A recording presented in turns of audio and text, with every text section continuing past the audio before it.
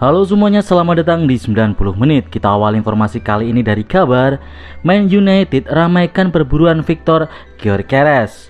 Daftar peminat Victor Gyökeres di musim panas nanti bertambah panjang. Manchester United memutuskan untuk terjun dalam perburuan bomber Sporting Lisbon tersebut. Gyökeres belum genap satu musim membela Sporting Lisbon, namun dalam waktu yang singkat, sang striker mampu mengemas lebih dari 30 gol untuk raksasa Portugal itu. Ketajaman sang striker menarik perhatian sejumlah tim-tim top Eropa. Chelsea dan Arsenal dilaporkan sangat tertarik untuk memboyong sang striker di musim panas nanti. Baik MU maupun klub-klub peminat sang striker harus siap keluar uang cukup banyak untuk jasa Gyökeres. Pasalnya, Gyökeres hanya akan dilepas oleh Sporting Lisbon di kisaran 80 juta euro di musim panas nanti.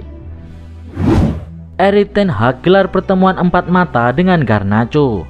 Ada informasi menarik datang dari Manchester United. Sang manajer Erik ten Hag dilaporkan melakukan pertemuan empat mata dengan Alejandro Garnacho baru-baru ini. Di akhir pekan kemarin, Man United bertandang ke markas Bournemouth. Pada laga ini ten Hag kembali mempercayakan posisi starter sayap kanan kepada Alejandro Garnacho. Di laga ini Garnacho tampil kurang maksimal. Alhasil ia ditarik dan digantikan Amad Diallo di jeda pertandingan. Garnacho nampaknya kesal dengan keputusan ten Hag tersebut. Manchester Evening News melaporkan sang manajer sampai harus membuat pertemuan empat mata dengan sang winger untuk membahas hal tersebut. Seusai pertandingan tersebut, Garnacho memperlihatkan kemarahannya dengan menyukai dua tweet dari salah seorang influencer United, Mark Goldberger. Real Madrid berminat datangkan Jeremy Frimpong. Raksasa Spanyol Real Madrid ikut meramaikan perburuan pemain andalan Bayer Leverkusen, Jeremy Frimpong, pada bursa transfer musim panas 2024. Real Madrid merasa perlu meremajakan skuadnya, terutama di posisi sayap kanan. Dengan Dani Carvajal dan Lucas Vazquez, keduanya berusia 32 tahun. Real Madrid perlu segera mencari bek kanan lain. Ada laporan bahwa Real Madrid bakal ditangani Xabi Alonso pada musim panas 2025. Ia akan menjadi pengganti Carlo Ancelotti.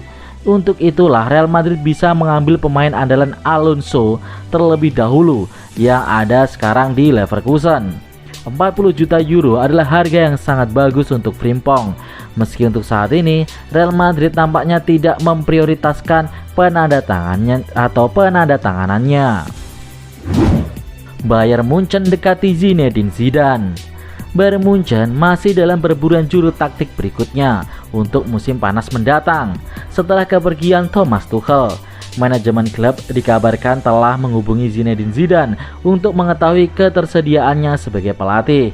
Menurut laporan Bild, Bayer telah menghubungi Zidane dengan proposal untuk mengambil alih posisi tersebut mulai musim panas 2024-2025 dengan mantan pemain legendaris Frank Ribery kemungkinan akan menjadi asisten manajer. Namun kendala bahasa dapat menyebabkan masalah bagi Zidane untuk mengambil alih.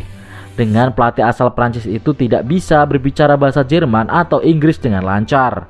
Lebih lanjut dikatakan bahwa Zidane yang belum pernah melatih sejak ia meninggalkan Real Madrid pada Mei 2021, hampir 3 tahun yang lalu, telah bertanya kepada beberapa orang dekat yang mengenal klub dengan baik bagaimana rasanya bekerja di klub lagi.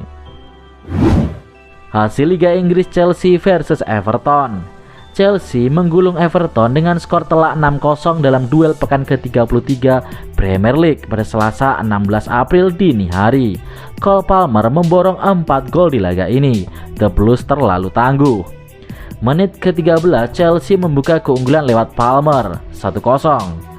Menit ke-18 Chelsea mencetak gol kedua. Palmer lagi-lagi mencetak gol 2-0. Menit ke-29 Palmer mencatatkan hat-trick plus gol indah. Berawal Pickford melakukan blunder fatal, operannya terlalu lemah.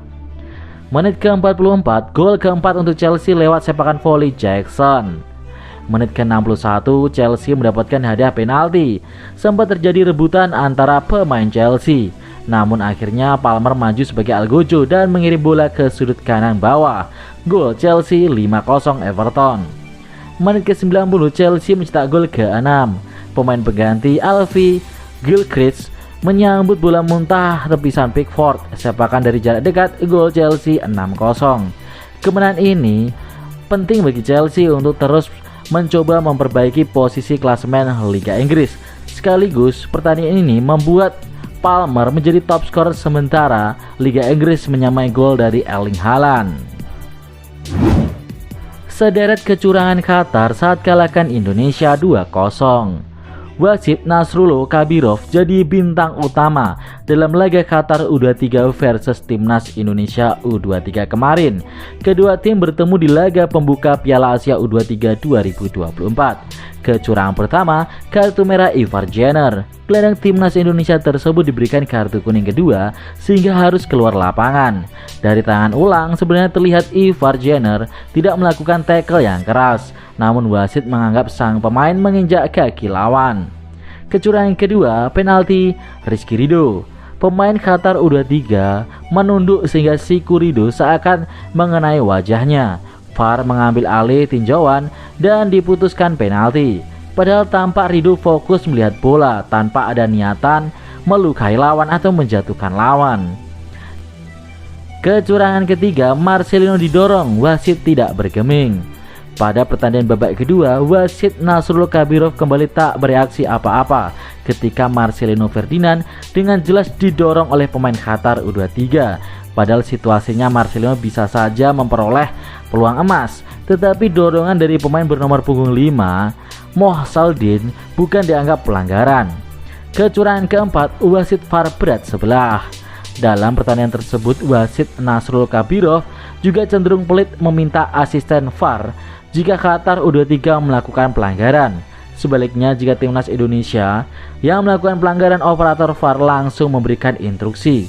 Sedangkan pelanggaran keras Saifreda Fadala terhadap Witan Sulaiman hanya berbuah kartu kuning, walau sang wasit mulanya sudah memegang kartu merah. Kecurangan kelima, skuad Timnas Indonesia dibuat lelah sebelum masuk stadion. Pelatih Timnas Indonesia U23 Sintayong menceritakan apa yang dialami timnya sebelum menghadapi Qatar. Waktu tempuh dari hotel menuju stadion yang biasanya 7 menit tapi menjadi 25 menit. Terungkap bahwa pemain timnas diajak muter-muter dulu supaya fokusnya lelah.